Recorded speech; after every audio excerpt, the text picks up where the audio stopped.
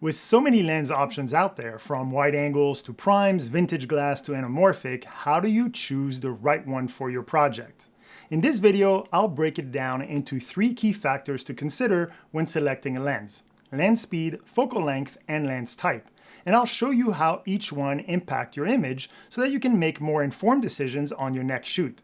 Choosing a lens is as much a technical decision as it is a creative one. Ultimately, your goal is to use the lens as a tool to achieve your creative vision. That's why lens selection should be intentional, based on the environment and the final look that you're trying to achieve. Let's dive right in. One of the key factors when selecting a lens is the lens speed. And what we mean by speed is the lens maximum aperture. How big is the opening when it's fully open? Lenses are different from each other, and some lenses have a bigger opening than others, and that's its speed. The opening of the aperture is measured in f-stop, and the number actually measures how closed the aperture is. And so the smaller the number, the bigger the opening is. And so you're looking for a very small number. The smaller number, the faster the lens is. On this particular lens, you can see that this is a 2.8 lens, which is pretty fast. And I'll show you this lens here. And this one is a T1.3. Now, there's a small difference between an f-stop and a t-stops, which doesn't really make a big difference here. But just for your information, a t-stop measures the amount of light that actually reaches the sensor. And an f-stops, they measure the amount of light that enters a lens. And so some lenses have light loss as the light travels through the lens. And so what actually reaches the sensor is a little different. In the T measurement, that's the light that actually reaches the sensor. But again, it doesn't mean a lot as far as the speed of the lens. We understand that a 1.3 is a lot faster than a 2.8.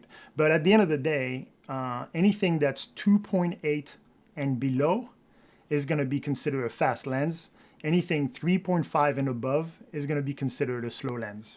With zoom lenses, you sometimes end up with a range versus a fixed aperture speed. So this lens is a 100 to 400 millimeter. We'll talk about that in a second. And you can see up here that it gives you a range of 4.5 to 5.6. That means this lens has a maximum aperture. It can only be as wide open as a 4.5 at 100 millimeter. And it can only be as open as a 5.6 at 400 millimeter. So this lens would be considered a slow lens, and it will actually require quite a bit of light in order for it to be effective. We understand that the bigger the opening, the more light comes in, and that makes the lens faster and more efficient in low light situation. But another factor that the aperture impact is the shallow depth of field.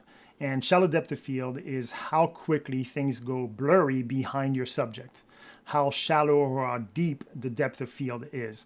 If you have a deep depth of field, everything stays in focus and it's typically not considered very attractive.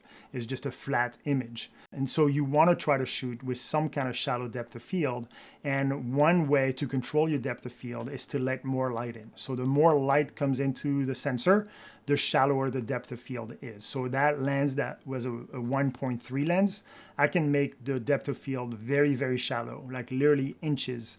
It could be a little tricky to shoot fully open with some of those lenses, especially when you're filming people. You need to be careful because things can get out of focus really quickly.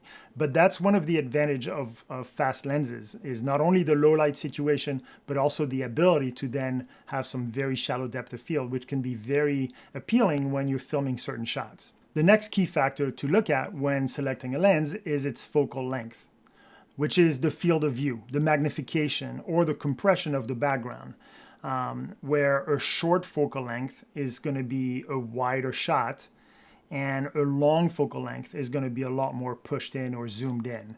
And they're always written on the lens as well. Like this one is a 14 millimeter lens, which is a wide angle. Anything below 18 millimeter is considered a wide angle. Anything above like an 85 is considered a telephoto lens. The 35 millimeter, 50 millimeters, those are considered like your natural lenses. They're closer to what a human eye can see. And that's why people like to shoot with those lenses, like with the 35 or the 50 millimeters, when they're trying to achieve a more natural look. But at the end of the day, the focal length is more than just a zoomed in. So for example, a few years ago, I worked for a director on a documentary that wanted to shoot only with very long telephoto lenses because she absolutely loved the look of it. It wasn't a decision on like, I need to zoom in onto those things that we were filming.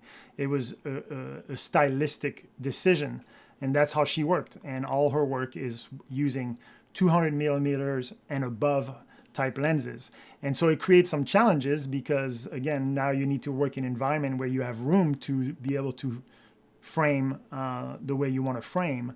But the look is very unique because on the zoom lens, the background has a tendency of compressing towards your foreground. And it's kind of weird. It eliminates the depth, but because it has a very shallow depth of field, it then creates something completely gooey that adds the depth of field. So you end up with a very unique look. So in order to demonstrate that, I actually create a couple different shots for you to look at. I try to frame the shot of the picture the same and just move the camera back as I change the focal length in order to kind of see the difference between each shot. As we go longer and longer in focal length, you can see how it affects the look of the image. The quality and the look of that background becomes very different because it's beyond just a shallow depth of field. It really compresses that background, compresses the depth, and create this canvas that's kind of a gooey texture. And it really makes the subject stands out. That picture is really standing out because everything else is so blended as one kind of gooey canvas back there. So that needs to be a factor in how you decide which lens you want to work with from an aesthetic point of view. The last key factor we're going to look into when selecting a lens is the lens type. And there's all kind of different types today out on the market. So I'm not going to cover all of them, but I'm going to cover as many as I can, some of the most used out there. But those are, again, decisions that are important to make based on your workflow, your camera, by the way, and finally, and probably most importantly, the look that you're trying to achieve. So the first thing I want to look at is whether you want to use a prime lens or a zoom lens. And the main difference between the two is the prime lens has a fixed focal length. And so on this lens, you can see it's just a 14 millimeter, that's it. So it only has one focal length and you cannot change it. So the only way for you to frame your shot differently would be to move the entire camera system, in order to frame the shot that you want. You can't just adjust and push in a little bit. That would be on the zoom lens. And so on the zoom lens, like this one, you can see that this is a 24-70, which is a very common lens. That was kind of my workhorse for a long time before I purchased the 50 millimeter prime. But this is a zoom lens. So now it's got an adjustable focal length. You can change the focal length between 24 all the way to a 70. And so those are great because there are flexibles, right? Like you can be on a job site and you need a little bit of a wider lens. You don't have to change anything. You just kind of adjust the lens and now you have a wider shot. You need to push in on somebody, get a close-up shot. You can do that.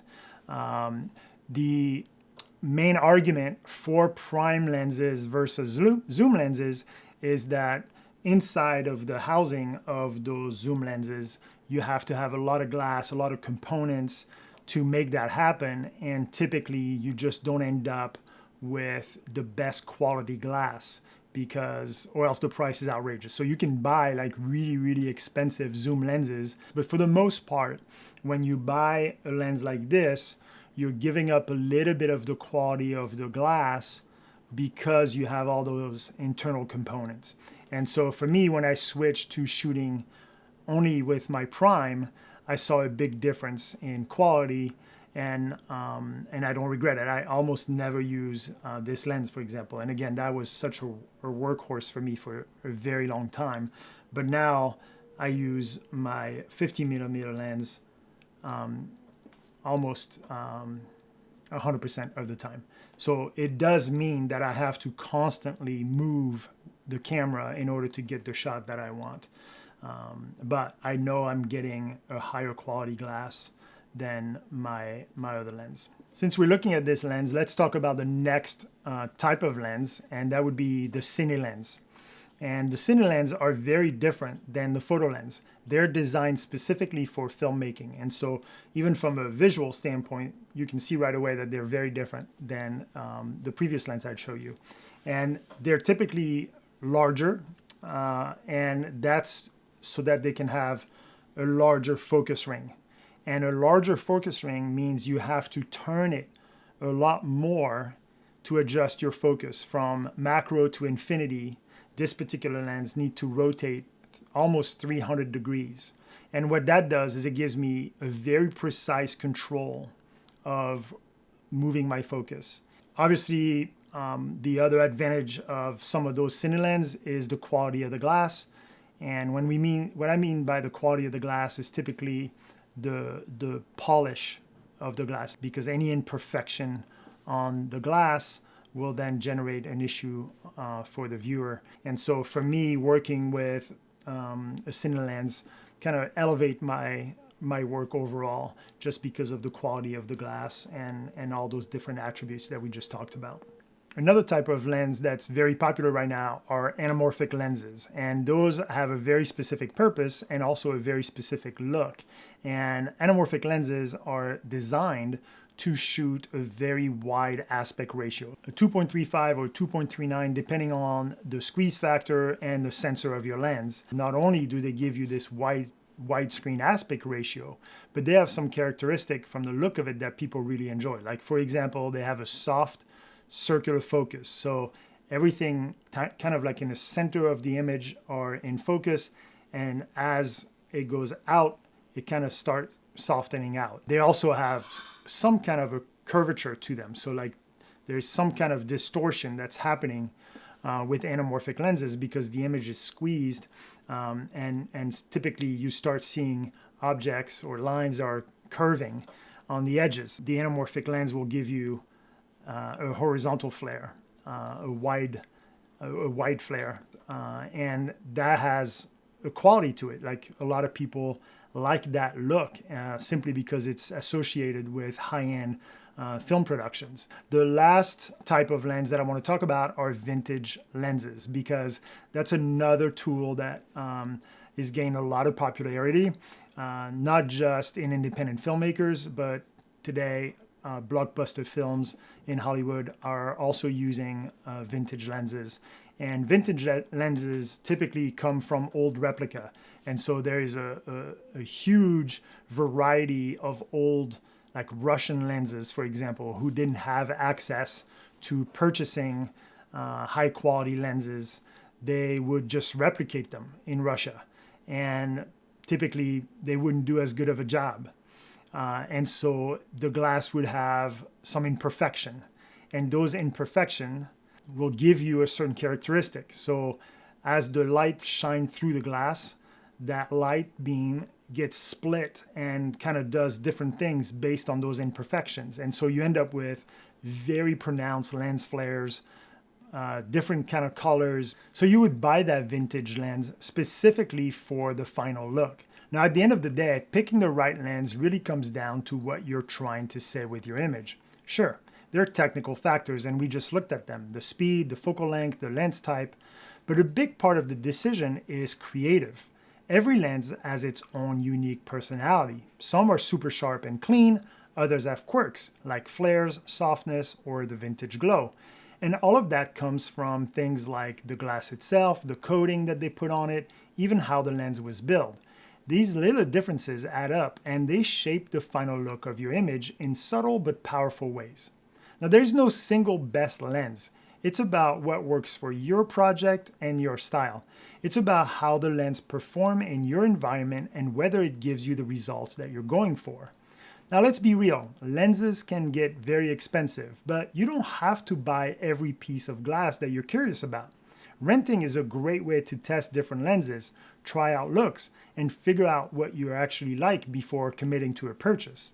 It's hands down one of the smartest ways to learn what fits your workflow and your budget.